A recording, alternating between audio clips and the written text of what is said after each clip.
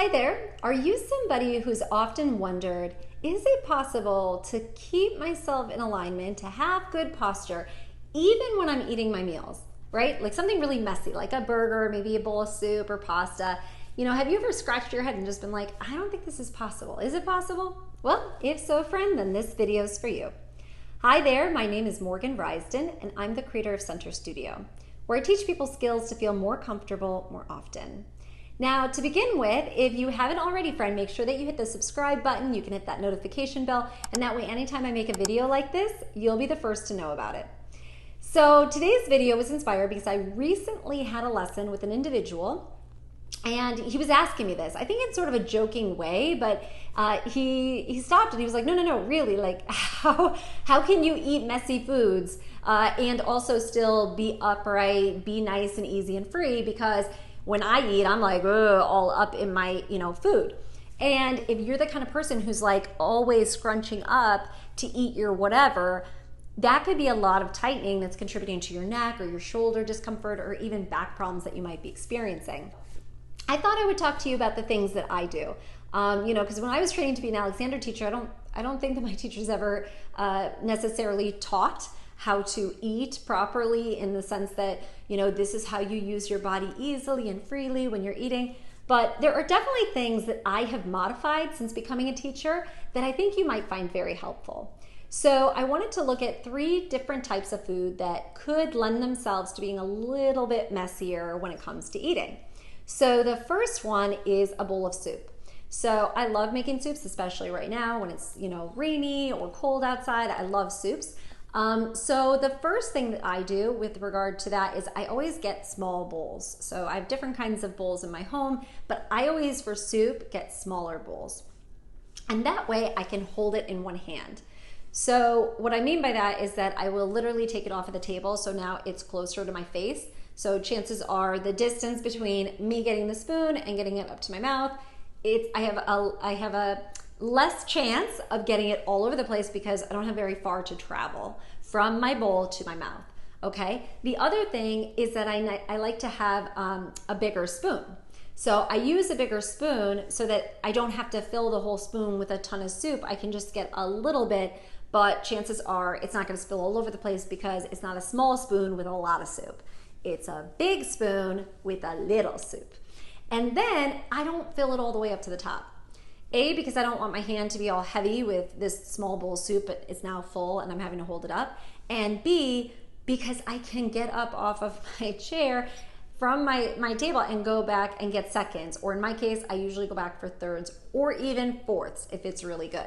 So I feel as though these are the things that I do that really help. And I know that for a lot of you, maybe you're saying, I'm not gonna pick up my bowl. Like, I don't wanna do that. That's fine. Hey, look, to each their own. Let's say that you go out and you're like, okay, I've been doing this at home, but when I go out, what do I do? Something I would recommend is getting used to hinging, meaning moving your body closer to the table, closer to your plate or your bowl from your hips. So as a reminder, your hips are in between your pelvis here, and they're closer to your center line of gravity. They're not all the way out here. People always think hands on hips outside, but they're actually closer towards your pelvic floor. And so you want to hinge from those hip joints to come forward, and notice that my body stayed straight. So my spine is perfectly erect and long and tall, and then I just simply hinge forward. So I'm back here, and then I'm like, oh, I want to eat this lovely soup, and then I would hinge forward, and now I'm closer to my soup. So it's still on the table, but I don't have to bring my head to my food because my hand works. I know, so brilliant. So my hand and my fingers and my arms are working to get the soup up towards my mouth. And then again, I keep my head and my neck perfectly straight, and I don't have to do anything extra. If you try this out at home, it might feel strange and weird because you're not used to doing it. You're probably used to, more familiar with your habit, which might be like, oh yeah, I got this. Oh wait, that is neck tight. Okay. What if I don't do that? And this might feel like, oh, it's too easy. What's going on? Yeah, because it should be easy. You're just eating soup and you just have to bring your hand to your face to get the food in your mouth, right? So the second food item that I think can be very messy are sandwiches, burgers, Now, I'm a vegetarian, so I eat mostly vegetarian burgers, but I'm assuming that this is applicable for a meat burger as well, okay? Cut it in half. I know, it's so many epiphanies today, I'm sure. You just cut it in half, and maybe even, friend, dare to cut it into quarters. Because who cares? Especially if you have a huge sandwich with like all the toppings, you've got, I don't know what people put in their sandwiches. What do you put? Tomato, lettuce, onion, avocado. Maybe you're somebody who likes to put an egg in there. I mean, those things can quickly bulk up, and all of a sudden you're trying to hold that entire burger and get it into your mouth, and your hands aren't big enough. So get a smaller burger, a smaller bite size, so that you don't have to manage as much food coming all over the place, and you've got smaller bite sizes that you can get into your mouth. Again, just using your hands. You don't have to tighten your neck. You don't have to tighten your shoulders to get that food into your mouth. You want to get closer to your plate, again, hinging at the hips, and then bring your hands up to your face.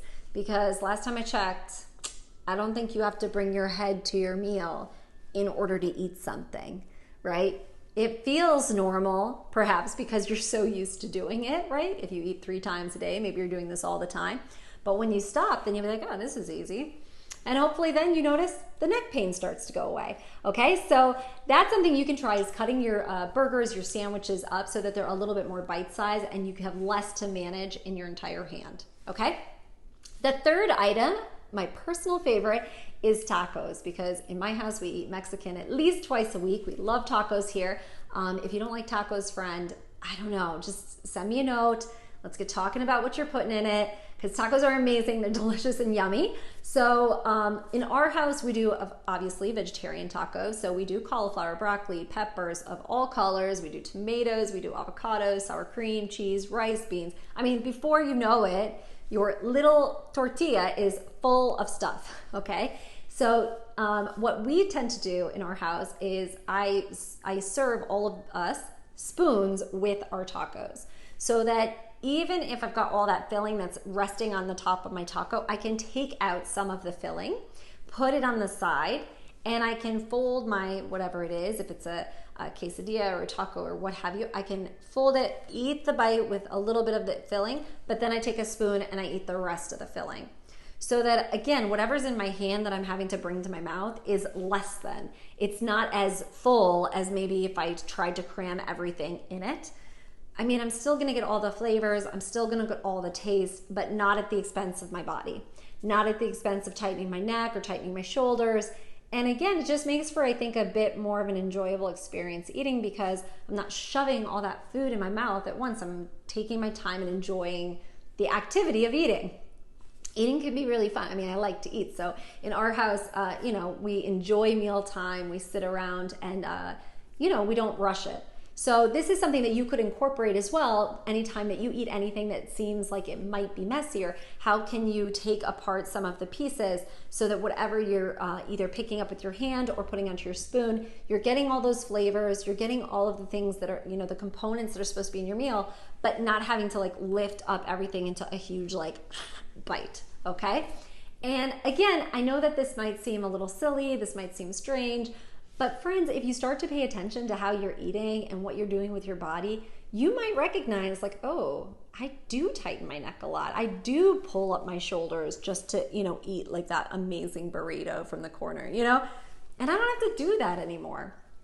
And before you know it, you might see a lot of pain relief or a lot more comfort that you might not be used to experiencing, because again, we eat 3 meals a day, then you've got snacks, etc.